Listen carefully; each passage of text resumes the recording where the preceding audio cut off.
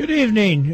You're listening to Adrenaline Radio. This is Fred Blanchard, your host of Adrenaline Motorsports. I guess as time progressed, you wanted to move on and probably find other things out about not only turbocharging, but just engines in general, or any other places that you might have landed another position at anywhere? Well, and that's correct. At this point, I had a good handle on what I felt was required to do an engine for the turbocharged side of things, and we were building some stuff that at the time was making big power numbers. We were making 1,000 horsepower small blocks, 1,200 horsepower small blocks, and 15 and 1,800 and 2,000 horsepower big blocks. There was a lot of stuff going on, and we had a handle on that part of it, we felt. But I had an opportunity to go to work for a turbocharger manufacturer, and what was the name of that company? That was Rotomaster, and they were in North Hollywood, California at the time. And I was going to be able to work in the engineering department, and that seemed I would have been a technician, and it was just an opportunity that I couldn't pass up because there was so much I wanted to learn there. And we had dynos there, and we had engine dynos, and we had turbocharger hot test stands, so we were able to map turbochargers, and just the stuff that we were doing there was so intriguing, and I really, really loved that job. I was fortunate enough to work there and work with some really good guys.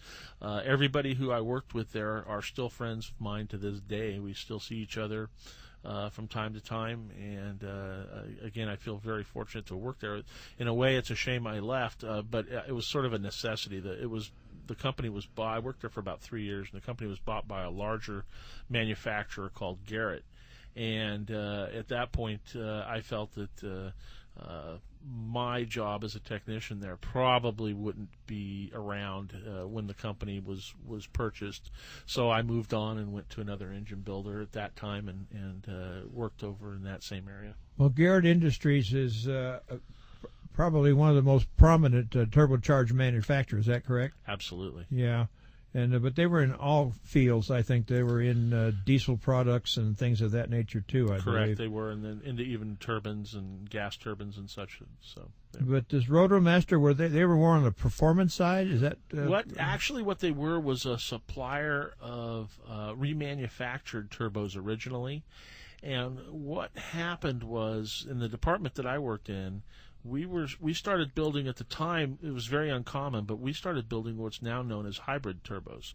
So we were mixing and matching parts to learn the performance traits of these units and see if we could build something that would be better than the average turbo. What are things that a guy looks for in a turbo when he makes that decision to buy something like that? That's a loaded question, Fred. Oh boy. You know what? There's just too many answers to it. But the simple thing is, there's just more performance to be had with a turbocharger than just about any other single item you can put on your engine. Really? Yeah, I know that they're very prominent in the areas of sports compact racing. I know that they've enhanced those motors to the point to where they're producing substantial amount of horsepower for a small displacement engine. But let's move on. You had some other experiences here, I think, in reference to. I think you had some dealings with Fisher Engineering at one time, I think, if I'm not mistaken. Yeah, actually, it wasn't long when I had made the decision to move on from Rotomaster. I saw an ad in Auto Week for an engine builder. And Fisher Engineering at the time was looking for an engine builder, and I applied and got that job.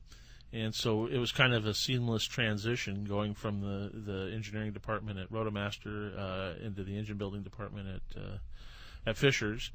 And he had a General Motors contract at the time, and so we were building all of the racing engines for the Chevrolet and Buick and Pontiac divisions that were involved in road racing, the SCCA Trans Am series and the IMSA series, along with the Indianapolis 500.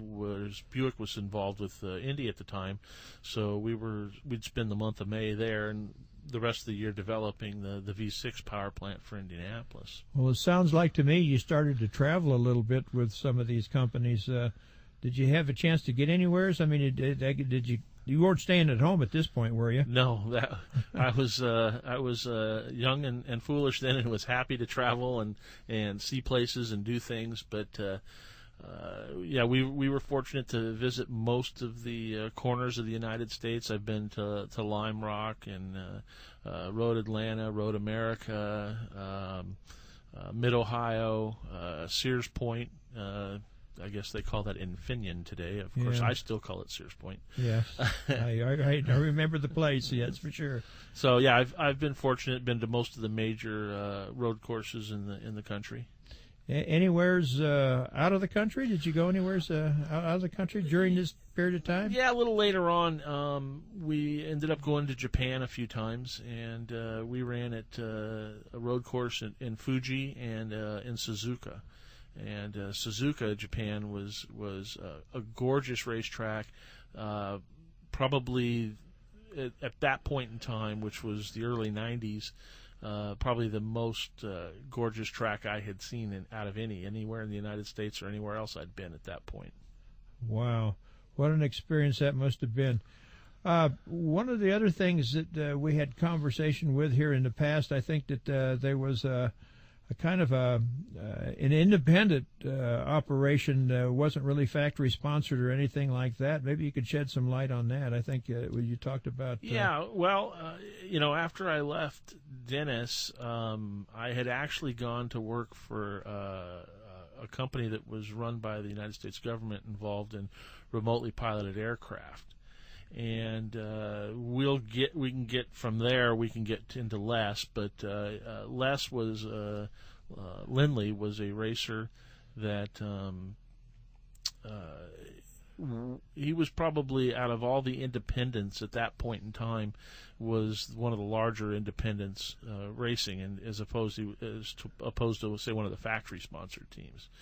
And he had a small engine shop, and I went in and ran his engine shop and his dyno and such. Wow, what an opportunity! It's a learning curve, and but apparently you were beyond the learning side of it. If you've been to these places.